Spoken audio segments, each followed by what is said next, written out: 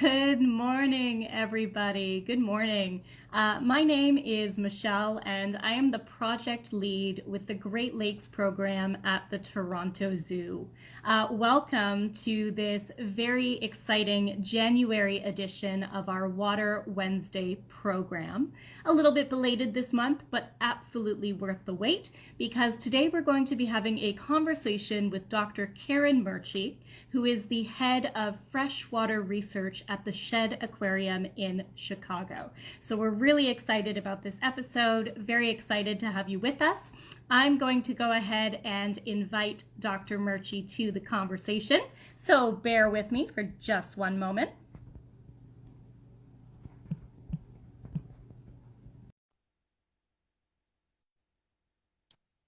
Perfect. So awesome. She should be joining us in just a moment. There she is. Oh, sorry. Amazing. 1 second. There we go. Awesome. Can you hear me? I can hear you. Hi, Dr. Murchie. How are you this morning? I'm doing great. How are you? Oh, I'm fantastic, and we're so happy to have you with us. What a beautiful backdrop you have there. Well, thank you. So welcome to our Water Wednesday program. Again, we're really excited to have you here. I'm already getting some comments. Love the Shed Aquarium. Of course, we all do. So just a reminder for those who, she's underwater. Looks like it. So just a reminder to those who are tuning in with us live, if you have any questions for Dr. Murchie, questions, comments, feel free to drop them into the chat and I will pass them on. So today, we are actually going to be talking with Dr. Murchie about the migrating fishes of the Great Lakes. This is what her current research centers around. And I actually learned a lot that I didn't know about migrating fish in the region. So to start off with, Dr. Murchie, here in Toronto, we're familiar with migrating fish in the salmon family. There's an annual salmon migration upstream in Toronto streams and rivers. I think local people are also familiar with trout that migrate in a similar fashion, but your research centers around another kind of fish entirely. There are other migrating fish in the Great Lakes. Is that right? That's right. Actually, there's more than 50 species of fish that migrate in the Great Lakes region. So, and actually, I'm from Southern Ontario myself originally, so I'm definitely very familiar with the Toronto area, and I'm familiar with the salmon migrations. But there's a lot of other really cool species that migrate. Some other familiar species that you might know of are animals like lake sturgeon and walleye. But the fish that I study are the most abundant migratory fishes in the Great Lakes, a group of fish called suckers. So it's super exciting to be working with them, fish that are maybe not as well known as some of the other species that are more popular for fishing and so on, but the suckers are super cool. So why suckers? So, you know, you mentioned that they're the most abundant sort of class of migrating fish in the region. Is that why they're your focus? Yeah, and we really don't know that much about them, even though they are the most abundant group of migratory fishes. They make these amazing migrations in the spring. We like to call them the wildebeests of the Great Lakes, because when we think of big migrations, we think about wildebeests on the Serengeti.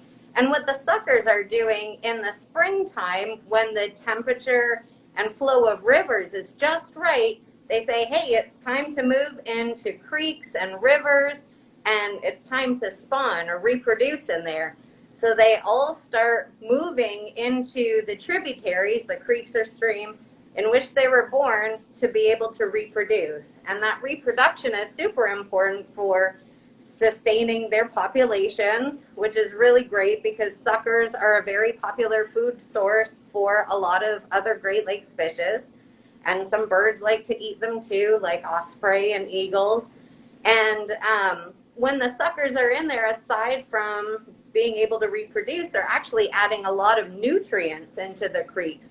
And that nutrients is basically like a buffet in the springtime for all the other aquatic insects in there that have just gone through like a long winter without too much nutrients. So they start gobbling up these nutrients that the suckers are providing, and they are able to grow bigger, and that in turn makes a really nice tasty snack for fishes that eat the aquatic insects. And the aquatic insects that don't get eaten, they hatch and fly around and become food for birds and bats. And that's all I say, thanks to these little swimming superheroes that suckers are, adding those nutrients to the creeks in the spring.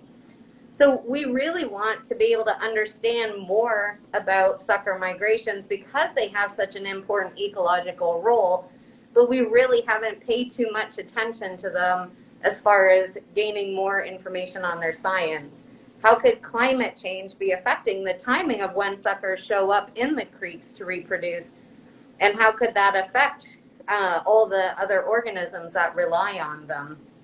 And we're also interested in asking questions like, outside of the spawning season, where do they live and hang out? So lots to be answered, so we can give information to fisheries managers to help them better conserve these species. Right. I mean, very much an unsung hero, like you said, Yes. sort of, at the base of it all. So how do you track these migrations? Yeah, it's a really good question. So we're actually doing a couple ways. Maybe I'll start with the volunteer-based method that we're using. It's really cool when you think about bird migrations. We think about how often we get volunteers involved in documenting when we see birds showing up in our area just by using their eyes or a set of binoculars to take a look. Well, we're doing the same thing with the sucker migrations. Because they move in such large numbers into local streams and creeks and rivers, we can have volunteers stationed simultaneously at a number of locations across a variety of states, looking into their creek and saying, are the suckers here yet? And what's nice with the suckers, working in a creek or river that you can see in quite well, has good visibility, you look for these little airplane-shaped fish, the way their pectoral fins are shaped and stick out. They look like little airplanes underwater. They're pretty easy to determine which ones are suckers when you're looking in a creek. So the volunteers start monitoring a location close to where they live well before we anticipate seeing the suckers show up, and they take notes, on the date, the time, what the weather's like, the water level in the creek. We install a stream depth gauge that they can read off of, and they look, are the suckers here yet? And they continue to make notes through when they show up to when they leave. So that's one way we're documenting the migration. And another method we're using right now is pit tag, which is a passive integrative transponder. And anybody who has a dog or a cat that's microchipped, that's the same type of technology. So we've inserted some of these tiny tags, they're about the size of a Tic Tac, into the body of the fish. And then I've got here a little tag stuffed sturgeon. Amazing. And basically, it would swim over a little listening station, an antenna, and then it would get scanned in like you're checking out groceries at a grocery store, and it would. And that information then comes back to you. So that using that technology. And that's really cool because we're able to look at, does the same fish come back to the same location year after year? And we are seeing, yeah, they are very site fidelic, meaning they come back to that same location. And it's really cool to see that. That's incredible. I'm seeing a lot of comments here saying how cool that is, such a cool technology. We also just had a question. Somebody was interested if there was somewhere they could access videos of kind of these masses of migrating suckers in action, as it were. They were interested in potentially seeing footage. So I'll just put it out there if that's available. Yeah, actually last year, Great Lakes Now had come out to film us, and it was a really great series The whole episode that's available online was called Storm, Sanctuaries, and Suckers. And on YouTube, if you look up Great Lakes Now Suckers or Karen Murchie Suckers, you'll be able to find some video footage that they have that shows a lot of the work that we're doing, including a number of the volunteers that are participating. And then there's also some great information, of course, on Shed Aquarium's main website. Essentially, you can Google Shed Aquarium, Karen Suckers, Karen Murchie Suckers, and there's a number of things that come up related to that. And we've got some great footage as well. And now we're 2022. The suckers were also featured in a really great Stay Home with Shed video that maybe we can share a link to with you guys for those that are interested. Yeah, I'll see if I can connect with you after the fact and put out the link below this video once it's stored on our page. Yeah. And the person who asked that question is saying thank you very much, and they're going to check it all out. So it's nice that suckers are getting their time in the sun.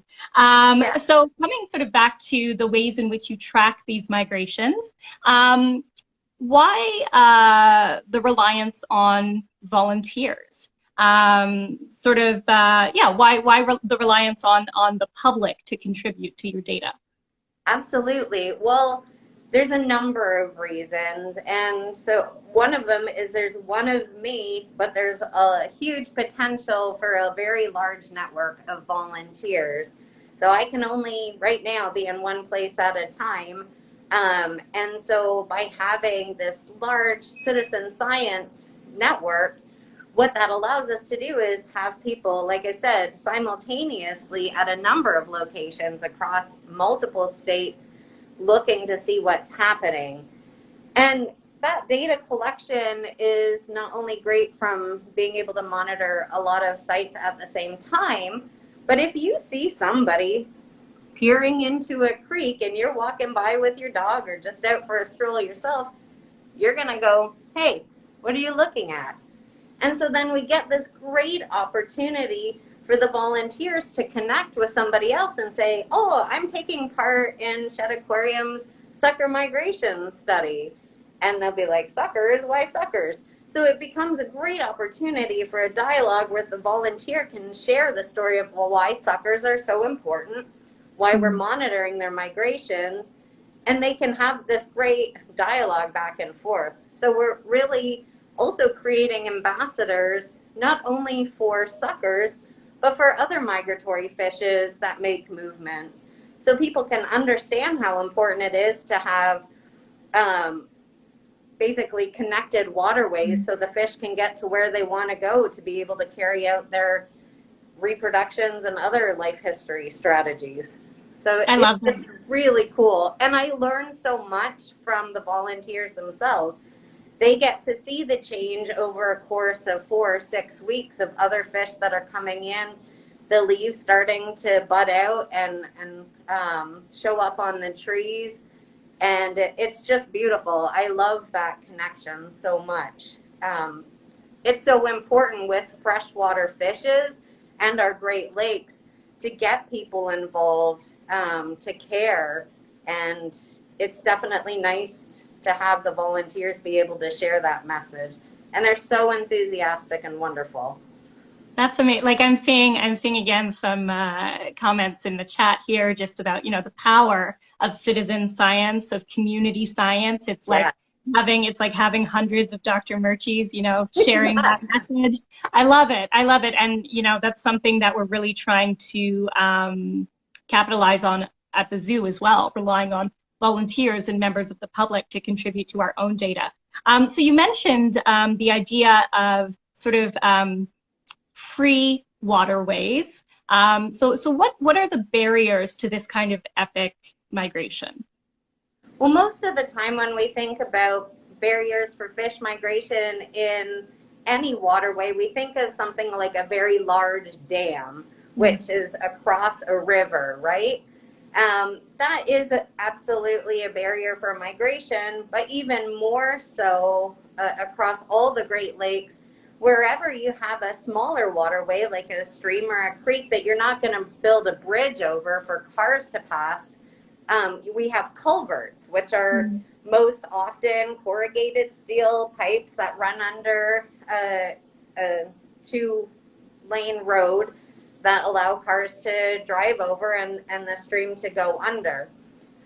Sometimes there are larger culverts that are made of concrete and they're more of a box shape to go under something like a 4-lane highway or a larger one. But sometimes those culverts can stop being effective in terms of, passing water.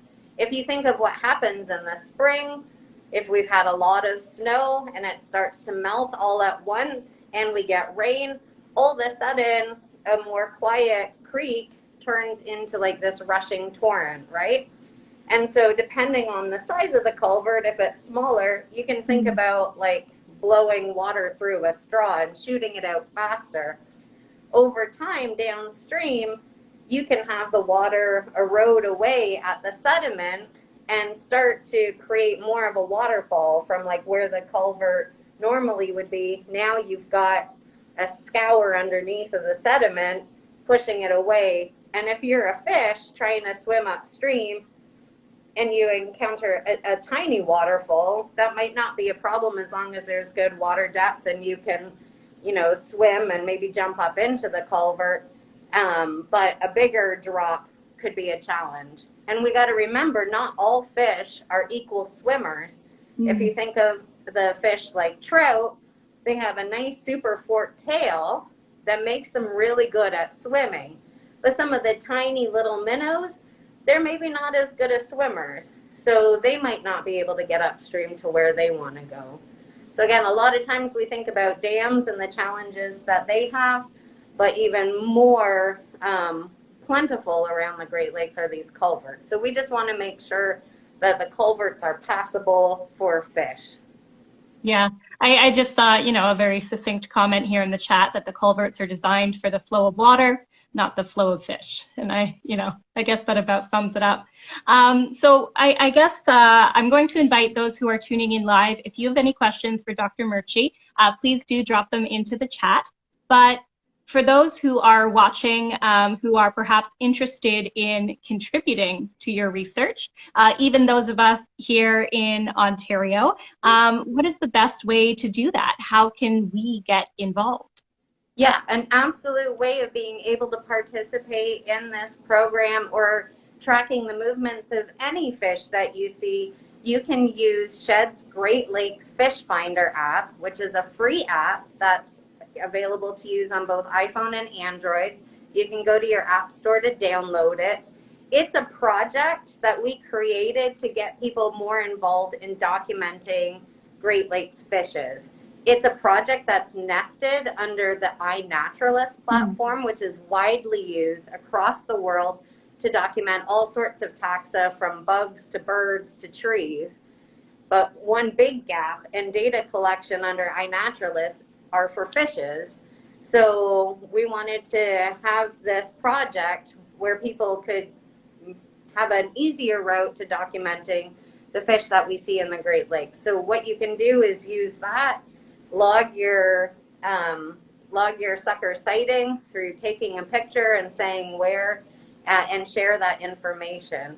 And the beauty of the Great Lakes Fish Finder under the iNaturalist project is the more information that's there, the more a scientist can do with that to track new species introductions, range expansions of fishes, and so on, and things like documenting the timing of sucker migrations as well.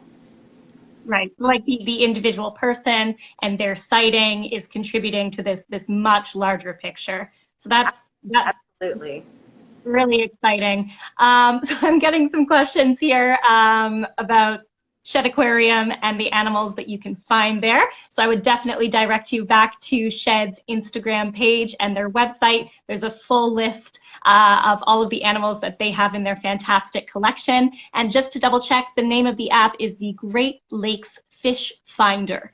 And yep, that's correct. And in addition to having the part where you can take a picture and log your sighting, there's also a really nice little visual guide with some descriptions of not all the species that are in the Great Lakes, but a very good representation of ones that are there. So you can even just use it to look at, to learn more about some of the species that are there. It's got a picture, the fish's name, and a little tiny blurb about what they're doing in the Great Lakes, where they live, the types of things that they like to eat. And I definitely encourage you, as you're looking through that guide, look at the variety of the sizes and shapes of those fishes and how they're designed. Where their mouth is placed gives you an idea of the type of food that they eat. Is their mouth on the end of their face? Is it, on the bottom of their face? Look at the shape of their tail, and that can give you an idea of how good of a swimmer they might be. Awesome. I'm seeing a lot of thank yous. Thank you for the information. Thank you for letting me know how I can get involved. I'm going to put the question out there, or the option for folks to ask their last questions of Dr. Murchie. Now's your chance in the chat. So I'll keep just an eye.